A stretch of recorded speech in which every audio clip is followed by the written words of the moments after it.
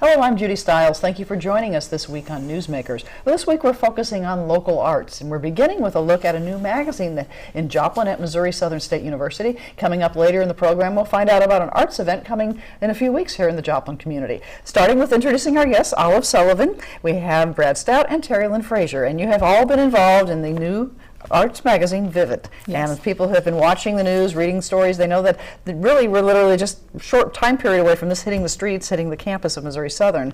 Let's start off with a little bit of background. I'm sure people come up to you and say, what is Vivid? How do you explain how this came about? Well, Vivid is meant to be a fine arts magazine. It's produced by students at Missouri Southern with me as their advisor and editor. It came about when we had an opportunity to create a new magazine for the students involved in the communication department practicum. And previously they had done an alumni magazine. This was our opportunity to create a general interest magazine that is not Missouri Southern centered. So we decided on fine arts. Students worked starting last spring with Rhonda Clark to sort of develop a title and a format and some of the other details that went into creating the magazine, a mission statement, things like that. So they spend a lot of time in the spring. I took over in the fall after Rhonda retired, and we began the process of actually putting together this issue. And we're really happy with the way it turned out. Right. And it's really quite a process to start with. Basically, a blank slate. Yes, which is the fun part. Right. We got to decide what we wanted to do, and we kind of came up with some interesting features along the way. We have some standard things that are going to go at every issue. We do profiles with area artists. We're trying to do at least one article on some type of arts issue. We have a feature called Artist in Action, which is whoever writes it writes a first-person perspective about their involvement in some aspect of the arts. And I think that's going to be kind of exciting. Yeah. And then we have a sort of news notes feature. So you'll have some standard formats, but the topics in the news will change from each exactly. time, and tying that together. And Brad, you've been involved from your perspective as a student. People watching, she mentioned it was part of a class. The learning process of taking something and developing this. I know you were involved with a lot of that design and things involved. Right. I actually came in at the start of the semester whenever Olive took over, and I basically just told her, whatever you need me to do, I'm willing to do it, and then she put me to work on it. So I wrote the center article in the magazine, and then I wrote, I took about 20 odd photos that are in that magazine, and I designed about half of the magazine, and it was probably one of the most interesting experiences I've had here at Missouri Southern in the communication department working on publications like that. So really applying what you've learned in a format along those lines. And Brad has been the editor-in-chief of the Chart, the student newspaper, so he had a lot of the experience that made it possible for us to make a high-quality product like this. He started out just being listed as an associate editor, and then by the end he was lead designer, and now he's assistant editor. So people might be curious, the transition from going from a newspaper, which you have a weekly newspaper, to a periodical like this, that from magazine style.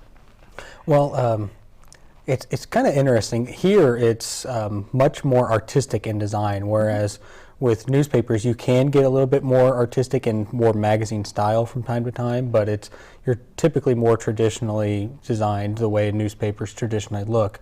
Here there's a lot more freedom with design. And so that was kind of an interesting aspect to explore transitioning into this. Right, so you got a little challenges and an opportunity to showcase something you haven't been able to showcase before. And that was one of the critiques that we kept giving each other is, okay, loosen it up a little bit. Okay. More white space. Yeah.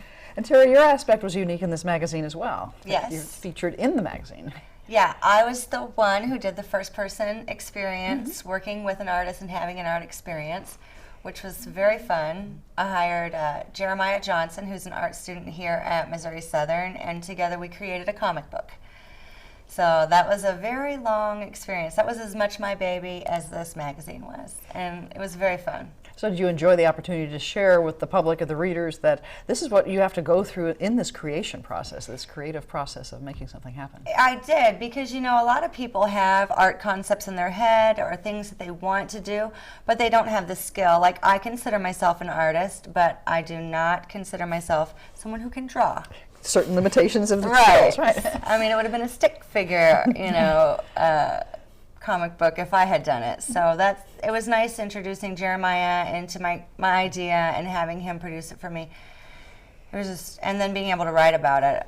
I really enjoyed it. Really a collaborative effort with Missouri Southern students, then, what you accomplished. Well, yeah. Putting that together. That's right. Well, I know you had a launch party, and that was a chance to really have the debut for the community, for people to come out. And we have some video shot at the launch party, so we're going to take a break here and let our viewers kind of get a taste of what happened that night, some of the comments that people who were there made that we can't obviously bring into the studio today. So let's take a look at the video from the launch party.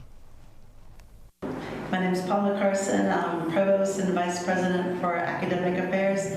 I'm so excited about this magazine because it gives us an opportunity to highlight all the exciting cultural and artistic events that happen here in Joplin. And there's far more than people would anticipate. It's very, very exciting to live in such a vibrant community.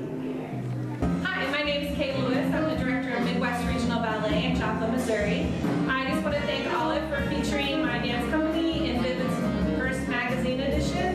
I think it's fantastic that there's so much exposure for the arts in our community, and I would really appreciate more people showing up to most of the events that Joplin has to offer and give their support to the arts in our community. Hi, I'm Natalie Greenview. I am a new assistant professor at Missouri Southern State. So I'm in the communication department. I think that it is a fantastic opportunity for students to get hands-on experience in publishing and writing, and I'm just so elated to see the final product. It's a really great product and shows so much about what students can do with some guidance. All did a fantastic job, and I'm excited for the next season.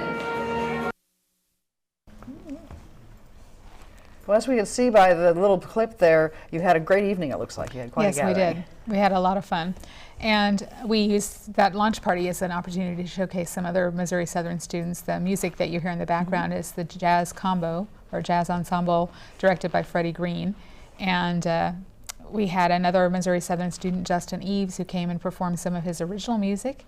And our other entertainment was the dancers that you also saw in the video. Those are dancers from the Midwest Regional Ballet, and those kids are 12 years old, and they were amazing. They were amazing. That was the moment when I relaxed at the party, was when they started dancing. It was like, okay, this will be a success. It's under control, we're fine. I didn't know anybody. You relaxed? Yes. I never did. I relaxed. Terri was responsible for the food, and in fact, Terri was our party planner to a great extent. And she created the food, she came up with the venue, she peeled the shrimp. I mean, a lot of behind the scenes that we don't realize it takes exactly. when everybody comes in together like Exactly. that. So the community turnout looked like it was really great too. Yeah, Had a good we were chance. really thrilled. We had a guest book, and it didn't really help us because not everybody signed it, but we had about 60 people sign the guest book, and I think there were more people coming in and out over the course of the evening.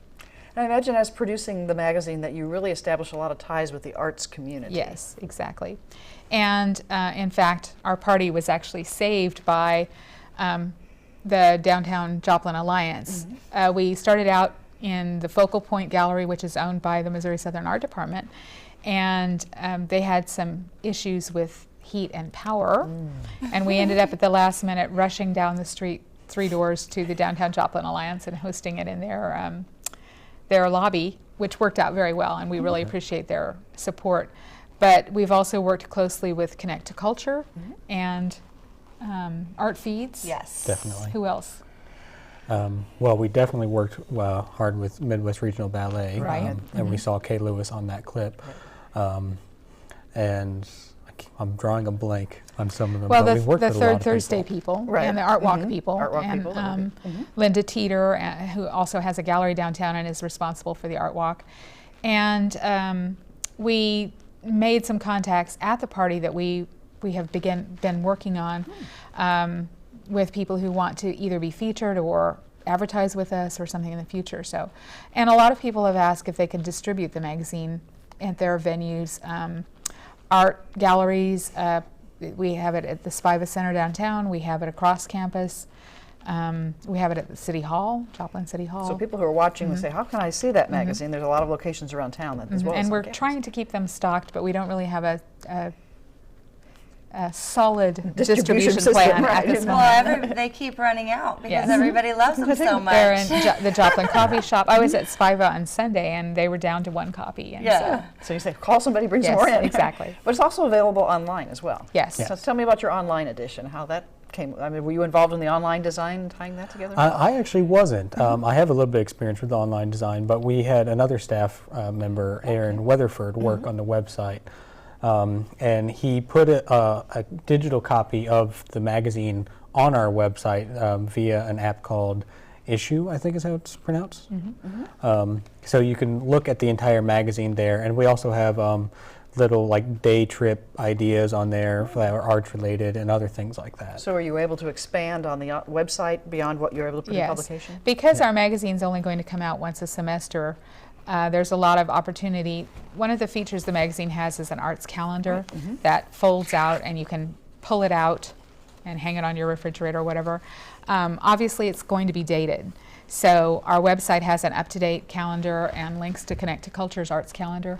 The website also is going to have sort of news tidbits and some features. We're hoping to have a video on there about a local artist that will go with one of the stories that may or may not be in the next issue and things like that. So now, if someone might wonder, what kind of region are you serving? We're talking about, you had the event in Joplin, but if somebody lives outside of Joplin city limits, what is your region that you're looking for art?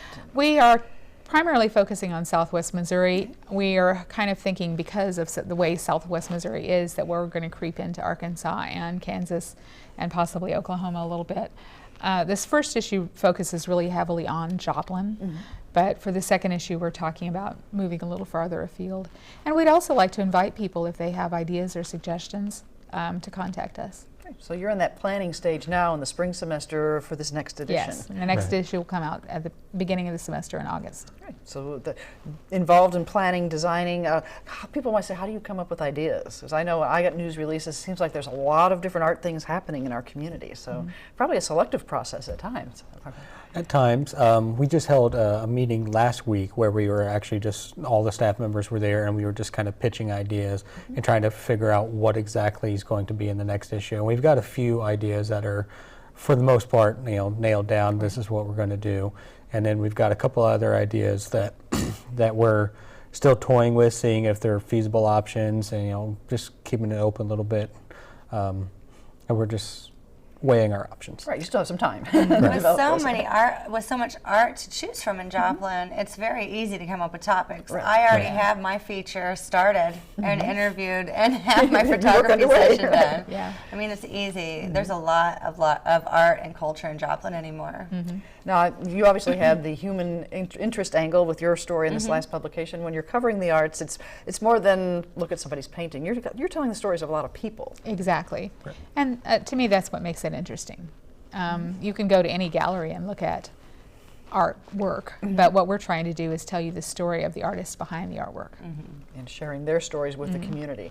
How about arts for all ages? You mentioned the youngsters who are dancing, and we hear a lot about the art feeds, the different things that are getting the youngsters involved. Is that something as well that whether you're 5 or 90, you can still do art? Right. Finding the That's talents. not really something I had thought about one way or the other. We're primarily just focused on anyone who's interested in the arts. We're just wanting to tell stories about people in the art community for people who are maybe also in the art community, but also maybe not necessarily that familiar with it. Whenever I first started this, I really had no idea who anyone in the art community was, because I'm from another county, and I didn't really. And since we were focused on Joplin, I didn't really know any of these people. And it's been really fascinating getting to hear a lot of their stories. So pretty much it's literally for anyone who is interested in this. So appreciation of the arts, as you mentioned in Yes. your mission, trying to promoting the fine arts and entertainment, letting Exactly. people get over that feeling sometimes that there's nothing to do in the community, but you're showing them we have a lot of arts, a lot of Exactly. culture. That is exactly right. And I would say that we're probably not really marketing towards children, but the calendar will include events that are for children. There are a lot of places in Joplin that offer art classes. Spiva is certainly right, one yeah. of those. Right. But there are also painting studios and clay studios that have classes for children. So our calendar would be a great place to find out about those activities. And then, of course, Third Thursday and the Artwalk are great venues for kids to get It's involved. a great thing for families to have Yeah. around. Yes. Somebody that wants to have for their children. Yeah. You mentioned the Third Thursday and the Art Walk. So do you see that if you're observing those community events bringing more people out and also increasing that exposure and awareness of the arts in the community? Oh yeah, I mean the arts have grown. When I first moved to Joplin 5 years ago, I thought, well, the city doesn't have a lot of culture. I was very wrong, and you learn that at these art walks and these third Thursdays, and we're trying to showcase that so people who don't come out and learn that for themselves see that and then will want to come out. So there's that growth you're seeing, Yes, the exposure exactly. of what's in there. And the word arts is a very broad definition. I mean, you had performances with the dancers, you have paintings, you have a very broad definition when you say Music, arts. photography. And that's one of the questions we had last semester when we were planning, is how do we define fine arts? For example, we've got photos in here of a rock band. Is rock considered a fine art musically? Some people would disagree. We decided that, yeah, we're going to include any type of music. So as we can see, if they're flipping through the magazine, the different pages, that really the word arts and creativity can be very broad. And Olive, if people are watching as they see this go by and they say, well, I have an idea. You know, here you're talking about the development of the new art center proposal and so forth. So you're keeping current with the news in the community. exactly. And tying things together. And Brad, as you were looking at the design and putting this together, as I've looked through it, there are some very creative touches in how you've done background. I mean, from people who aren't familiar with the design, but you know, it's a lot of creativity just putting the information on the page for people. Right, very much. It was actually like one of the things we talked about most was how to design this, because this was our very first issue. There was no template really in place. We technically had a template, but all it had was the page number at the bottom. And it was just Here's a blank page for yes, you. that was all it was. And so we had to figure out, okay, how are we going to present these stories to people in a way that's as artistically interesting as the stories are themselves and these people we're featuring. And so that was something we spent, I would say, probably at least a couple months trying to decide.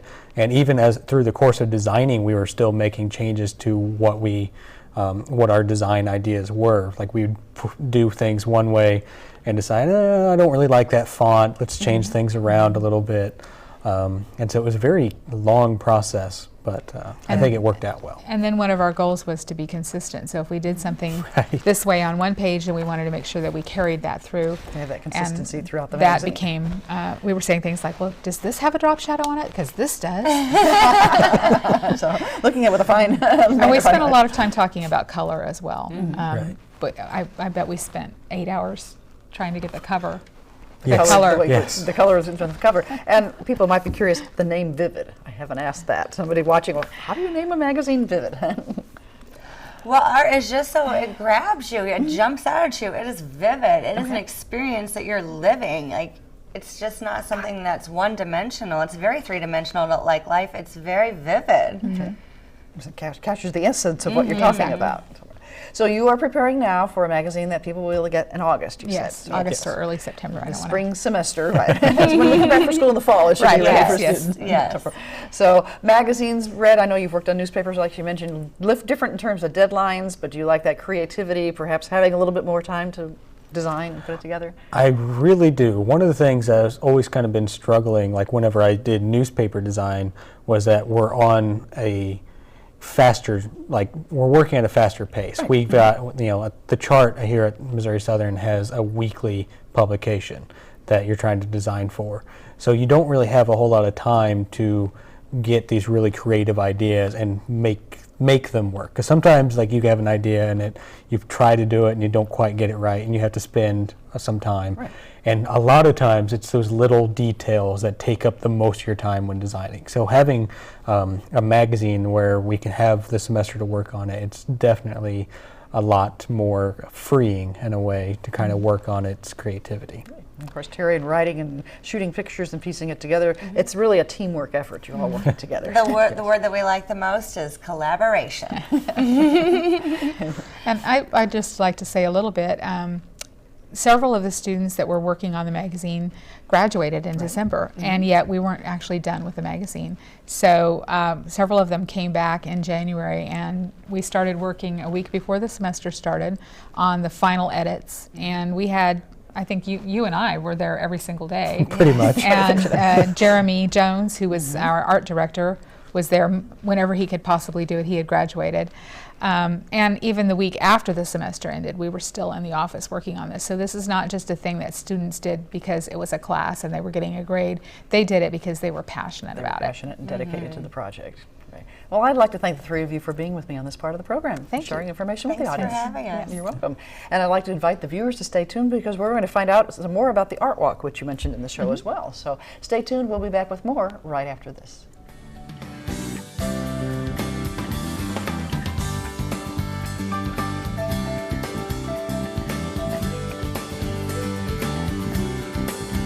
Introducing Joplin's new First Thursday Art Walk.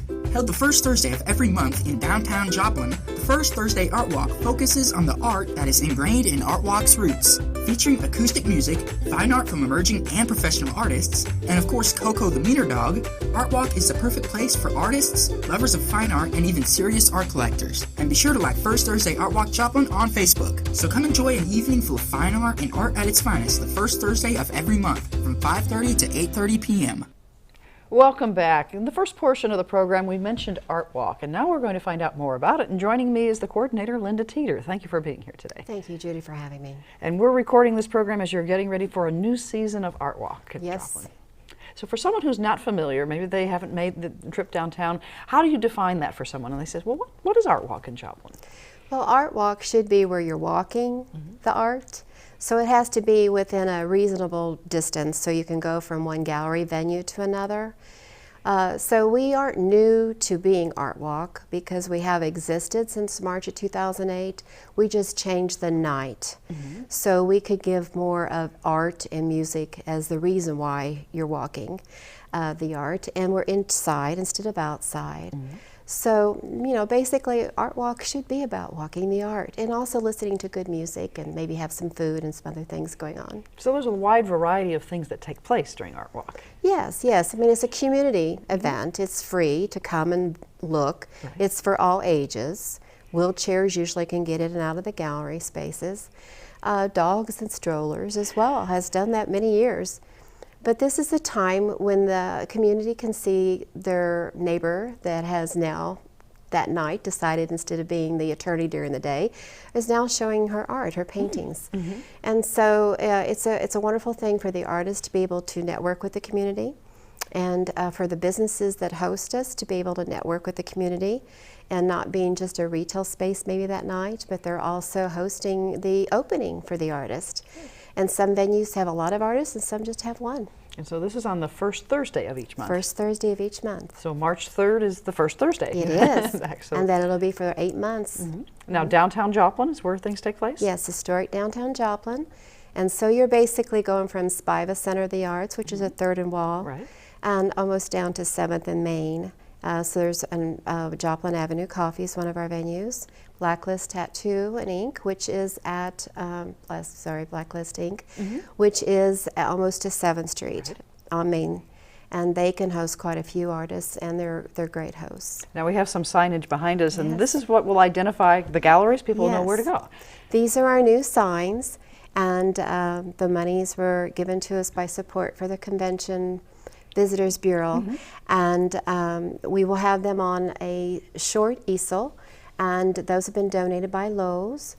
And these will be in front of each of the venues, so as you're walking on the sidewalk, you'll be looking for the pointed finger, and you'll know which doorway to go into. And so every gallery will have the same signage. And because we do have the streets open to traffic, the cars will be parked along the street, so you wouldn't be able to see them from the street, and you wouldn't be able to see a tall sign either. So you're already down there knowing you're going to Art Walk, you're just wanting to be able to find the locations. Now the city has changed some parking provisions downtown, so a lot of those lots, maybe last year people worried about how long they can park on. There are now some free lots downtown to park as well. Well, yes, but Art Walk starts at 5:30, so those places are already open for the public. And so, you know, it is a good thing we do have quite a bit of parking. We have Main Street parking, of course. You have Virginia behind, and you've got the Joplin Avenue. So you've got plenty of parking. Plenty of parking. So a chance for people to get out, to mingle, to visit. Curious from the artist perspective, yourself also being an artist, what it's like to have people come and appreciate what artists are doing. Well, we very much live by oohs and ahs. and an occasional, I maybe would do that differently. We like the interpretation of the public about what we're showing that night.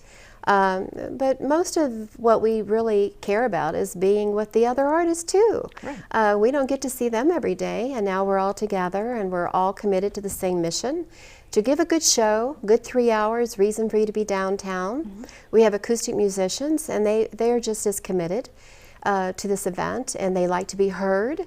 They hopefully will get some bookings maybe from that. So as an artist, we're excited to be able to have a chance to be with our peers, as well as to be able to see the community and maybe even make a sale. Right. So, sharing your work. You put a lot of time and effort into the Yes. arts, and you're talking about all types of arts, paintings, different mediums, a lot of creative work. For sure, for sure. Tying all of that together. You've had a chance last year in getting it started. I know you had a successful start, and you spun off to a week or night of its own. So that kind of shows the growth that you've gone through in a year.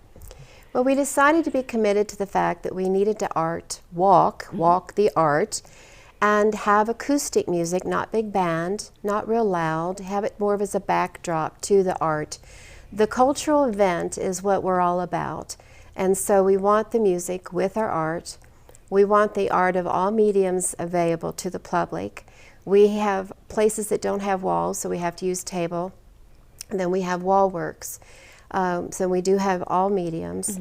And we have some other galleries that are sending their people down to represent them at the location downtown.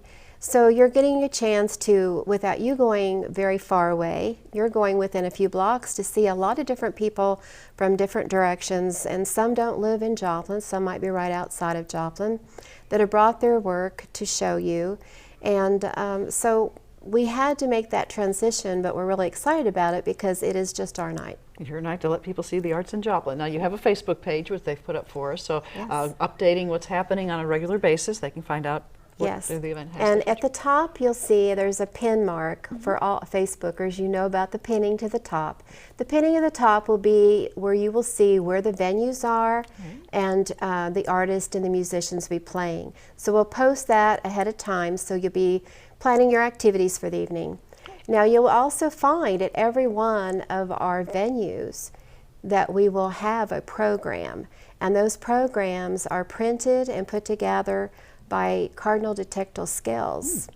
So it's a very gracious donation of the Perry family to do that for us. So a lot of people supporting your efforts and what you're Yes, doing. Now if someone's watching and they say, well, I'd like to participate, you're welcome new artists, how do they contact you? What do they need to do? We would love to have new artists. We want everyone to have a chance at this. So contact me either through the Facebook page, message.